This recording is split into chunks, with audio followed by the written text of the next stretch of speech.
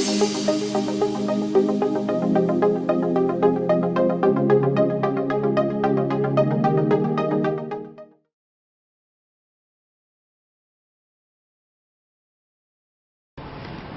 original topic was Sri Lanka and 21st century, but though I was not here physically present, but I've been hearing a lot of 2020 discussions. The presentations were all centered around 2020. So I thought I would also talk in that context. We all agree that technology has changed our lives. Yes? Yes. For me, yes. As a family, when we sit down for a meal, when we go out, the first thing we do is take a photograph of the food which is kept in front of us instead of saying grace. Right? That's how much technology has invaded our lives. How has it changed for you as IT professionals? Think of this jigsaw, the cube. I'm sure as kids we would have used it, or some of you still play around with it to bust your stress. Every time you try to get one side cleaned up, one color, you will find that there's another side which is opening up. Is that something which you experience day in, day out in your work life? Yes? No? Okay, since I'm not getting an answer, I'm going to ask more questions. Anyone in this room can you tell me whether you've not been attacked?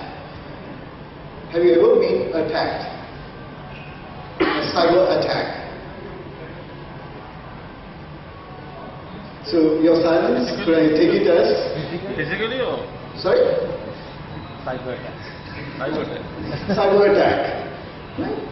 So your silence either acknowledges, yes, you've been under attack, but you can't speak about it here, or you're not aware of it. These are the only two possibilities. The third possibility is very rare, where people say, okay, I don't think we've been ever under attack. So I'll come back and talk about it a little earlier. You've heard all my previous speakers, talk about big data, 50 million devices connected. The time to come, which Ramesh has spoken to you, how a hotel looks like, and what are the bank's framework, Mohan spoke about it, and various other things, the velocity of the data, the mobile infiltration, and all those things. Knowing and not knowing, right? Without our knowledge, we have embraced technology. Today, some people say, hey, let's move to the cloud. Cloud is the way to go. Some say, oh, no way. Cloud is a high risk. Let's not even think about it. So there are two sides to it. When you look at it from your personal use of technology, you use Gmail, Hotmail, or whatever. It's all in the cloud. But the corporate also will be forced at some point to adopt cloud or a hybrid cloud. Applications. Applications drive business today. And without the applications, I don't think we'll be able to do any more business. So there are so many new applications which are being built, which you have started using. And those of you who are Android users, you will find there are new applications which are introduced to the Google Play every day. You don't even think twice to install it on your machine or in your device and use it, do you?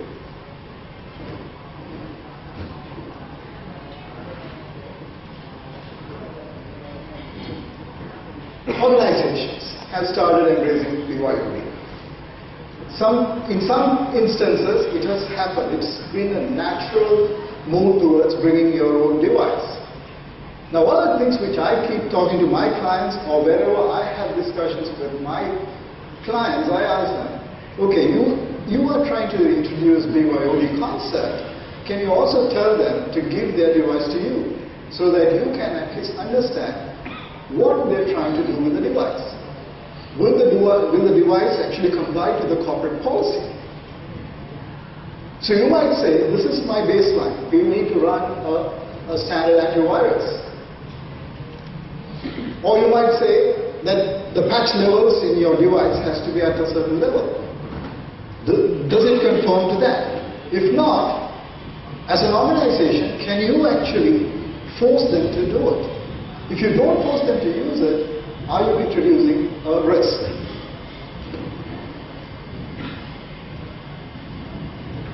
I'm sure you would have seen a full of videos in various other presentations in terms of how IT is going to be delivered in the days to come.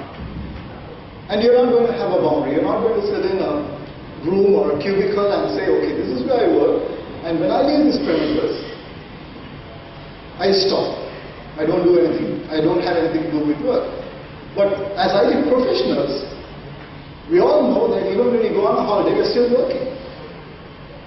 And that's the only condition on which we get our holidays, isn't it? Saying that even wherever we are, we'll still access the system, clear the mails, respond to all the queries. So you could be still out there using technology to fulfill a work commitment. What you may not actually realize is that when they are using all these devices, there could be actually someone who's in the bush behind with a zoom-in camera. They can actually see what you're doing. Possible? It's possible. Can you spot me here? I'm sure you recognize this place. Crowd. Now, many attacks which have happened, not only in Sri Lanka. The attacks which have happened in Sri Lanka is discussed by us, and whatever you read in the newspapers are the ones which are very trivial. The big ones have never been discussed. So most of the time, people think, okay, let's do a vulnerability assessment after office hours. Some requests. The perception is the attackers will only come after 6 o'clock, after you shut the office down. Does it happen that way? It doesn't. You're online 24/7. The attackers are also out there.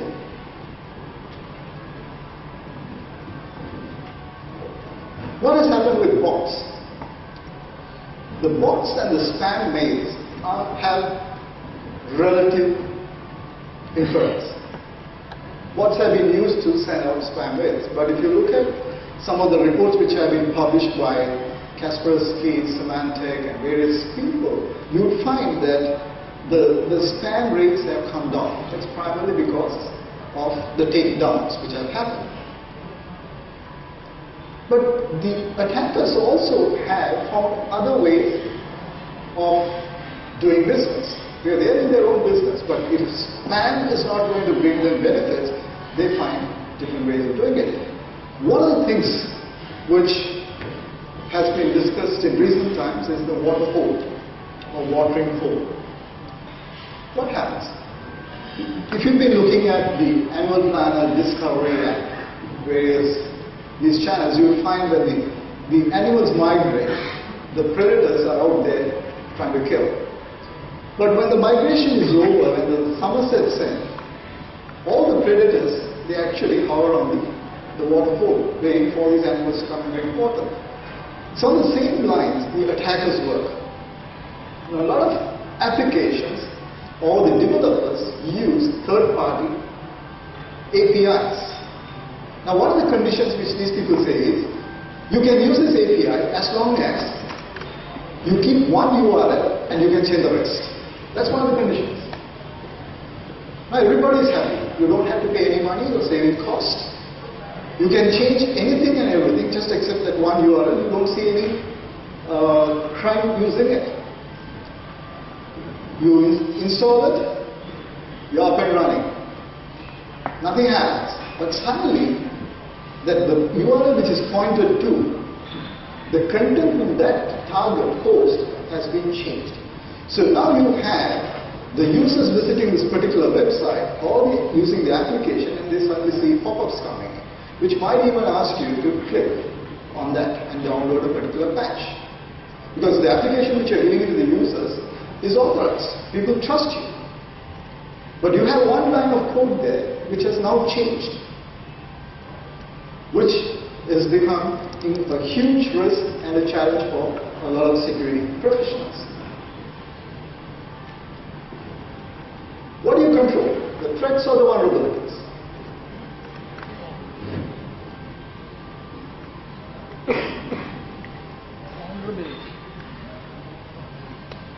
Ramesh says vulnerabilities. How would you get it? Vulnerabilities. Why? That's only control variable. So vulnerability is something which you can find and you can at least understand what that vulnerability is going to expose you to.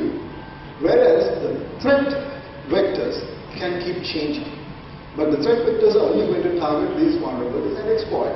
So you're going to have control over those vulnerabilities. Now if I ask you to go back to your office and tell me whether you can actually confirm that all the patches which are implemented in your servers has been done by you. That's what you expect to do, right? When you have a vulnerability, the OEM releases a patch, you are expected to patch it. Now when we go in as auditors or consultants, we do a vulnerability scan and we will only identify the ones which are not patched. So if there are, let's say, 10 patches which are released, of which 2 are already patched. But when I do a scan, I only find 8 missing patches. Then I tell you, okay, you have not patched the 8. But then, do we know as to who patched the other 2? Does it ever occur to you that's a concern? Recently, I think about 6 or 8 months ago, this happened in the US Navy, where they were doing an audit on the patches applied. They were able to account for everything except for one particular patch. So the person who audited, he went to the top guy in the Navy and asked him, can you tell me who did this? He said, after all, the Microsoft patch, such a trivial thing, you're wasting your time discussing about it. This guy said, no, nothing doing. I would like to know who in your team patched this.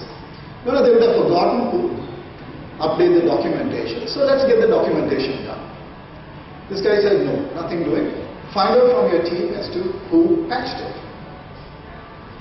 So with a lot of persuasion, this team was summoned into a room. They asked, who in this room patched this particular vulnerability? And everybody looked at each other and said, none of us have patched it. So when they registered an incident at that point in time, and when they conducted further investigations, they found the bad guys had actually patched that particular vulnerability with a backdoor to it. What does that mean to you and me?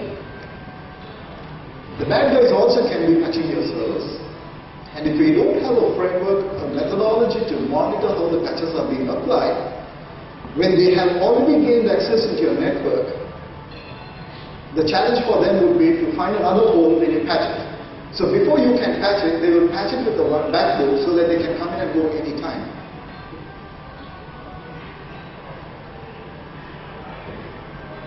Does it worry you? It certainly worries me.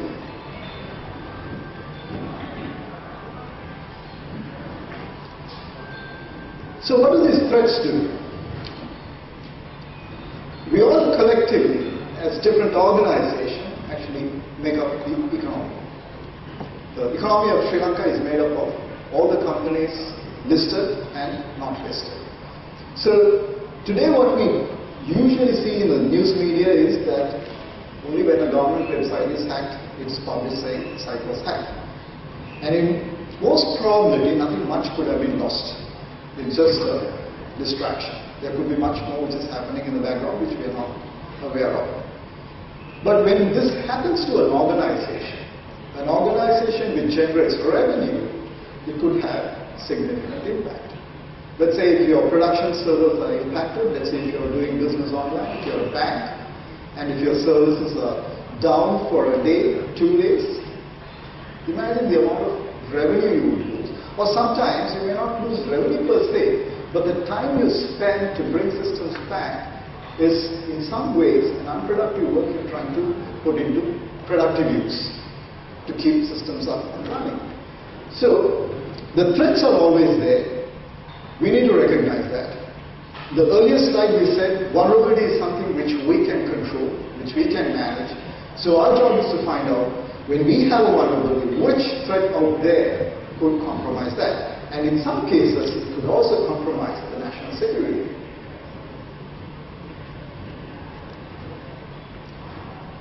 And many of times, when you have a website attack, which is just a simple defacement, which is nothing but just a tip of the iceberg. And sometimes, if you have a virus infection in your organization, what do?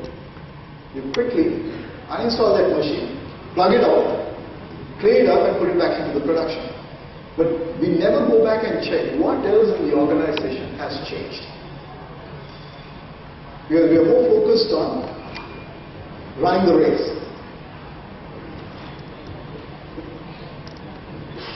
So the adversaries out there could be anyone.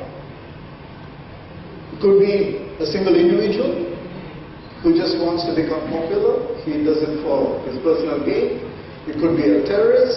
It could be an organized criminal gang or foreign intelligence. Now all these people are out there trying to understand what you as a business, as an entity is doing.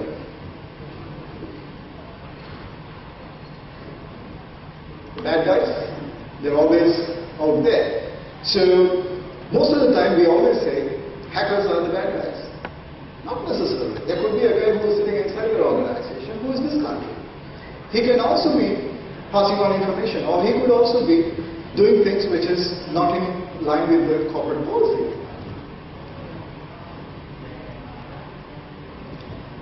This slide, I tend to use this slide in almost all my presentations.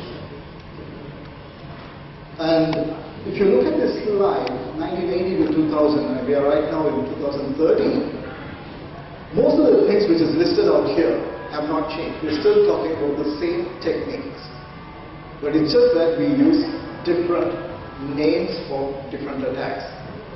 Now one of the things which recent times we keep hearing is like advertising, malvertising, which means the attacker buys a space on a web page to put his advertisement. But that ad has a bad code in it.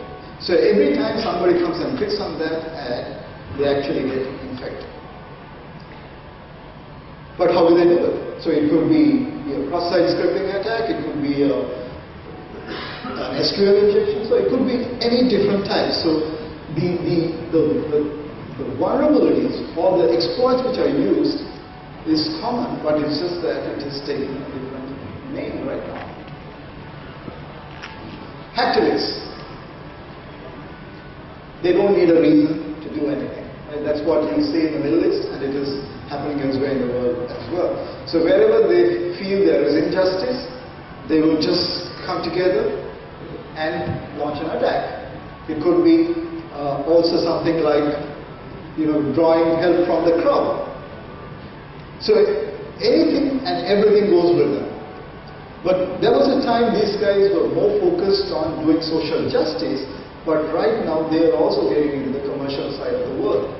So they have a nexus between the criminal hackers as well, the cyber criminals. So the cyber criminals, their objective is to focus on stealing your intellectual property and your money. Whereas the hacktivists, their job is to just bring disruption or even cause a pain right now in terms of operations.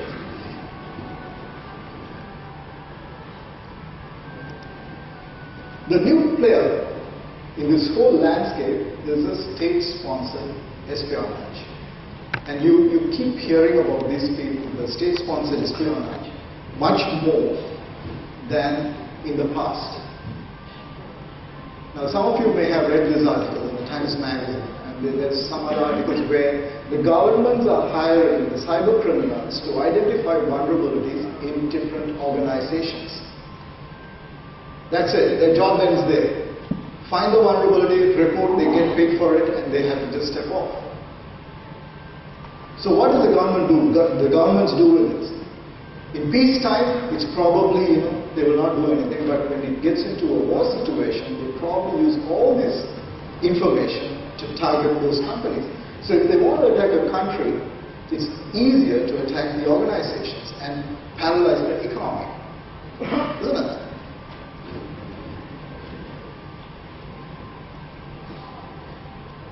Social aspects.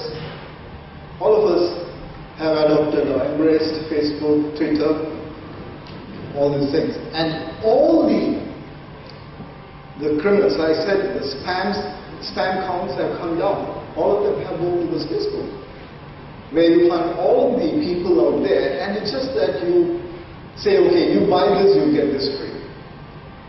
Or how many times you've seen mails floating around, Facebook is giving away free t-shirts, or so-and-so is giving a free laptop, or iPad, or whatever. But those are means through which they can even easily solicit your personal details and use it for their own gain. Defenses, all of the defenses what we have are falling, or it's failing. I'll tell you what. Right now, we are talking about a vulnerability, we are looking at a threat. And it's more focused on whatever we are aware of. But we are not looking at in terms of what's actually leaving our organization. When you look at control, let's say if you have a firewall, you primarily look at controlling the traffic which is flowing into your organization. We never actually look at the traffic which is flowing out. When you start monitoring the traffic which is flowing out, you will also find out that some of the traffic is actually going to places which you don't do any business. So you need to start looking at mitigation from the other side as well. So the new perspective, what I would like to propose, you need to collect intelligence. Like how your activists, your cyber criminals, and the governments collect information. You need to collect information within your organization, the devices which you manage, and understand what's actually going on in your organization. This is something very similar to what is called the situational awareness. So you collect, then you analyze it, and you execute your plan to mitigate your risk. And when you do that, when you collect the information, you also need to find out why, how, and who could actually compromise a particular vulnerability, or how a threat could actually perpetrate. Sri Lanka doesn't have a law for disclosure of breaches. Neither does India. Right, Brian? Disclosure of this thing. But if you look at the US, it is mandatory for listed companies to disclose the breach in their stock exchange filing, which also gives an idea as to what really is happening to an organization. So though we don't have a disclosure law, it is within the good governance that we need to have a mechanism to understand what's actually going on within our organization. So the recommendation is insurance and bank. Only to the regulator. Brian just clarified that certain industries where you are mandated to disclose to the regulator any breach, but not necessarily to the public. So you assume you are a target, build defense in depth like an onion, look at data prevention, and most importantly, educate your employees. This is another area we are still battling with. Every country has its own cyber law, but when it comes to interpretation, there is no common platform where each one understands. When it becomes a cyber crime, even drawing the boundaries becomes a challenge. So we are looking at three big countries here: India, China, and Russia. All three of them speak three different languages, and then interpretation becomes more challenging. So the laws are there, enforcement becomes another challenge. Right? I think when I talk to the cybercrime wings, they always say there's so much uncleared work. No, it's just piling. This slide, it talks about communication. And the biggest challenge we have as IT professionals or even as security professionals is communication. Communicating to the senior management in a language they will understand. Right? That's one of the biggest challenges, and that's one area I think we need to focus as security professionals, IT professionals, in building a good platform to communicate in a language which the senior management will understand. Otherwise, the CEOs are going to say, I don't understand, it is the CIO's problem to accept the risk. And this is happening. And most of the time, they say, okay, this is something I don't understand, risk. IT, it is CIO or the IT manager.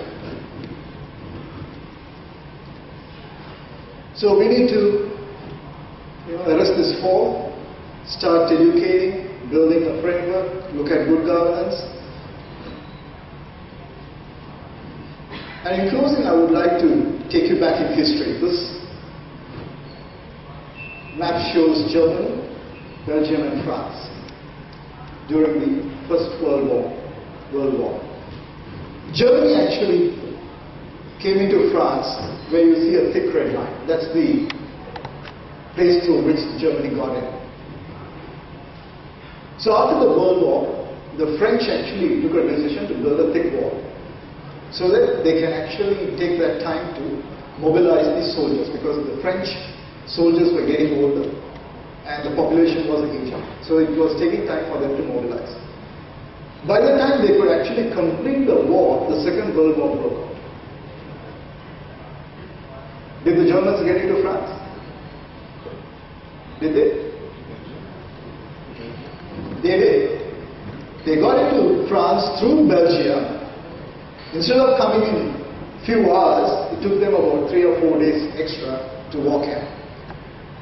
But in closing, what I would like to emphasize is that when you look at your security, let's not look at it from a perspective where you actually got breached and then just mending that particular place and then expecting nothing to happen. I would always ask you to step back and ask yourself, where else can things go wrong? In essence, you need to identify all possible vulnerabilities in your organization's network, your database, your applications, your infrastructure, or it could be even your people. And then build defenses to minimize that risk. Because you cannot eliminate the risk, but you can at least be aware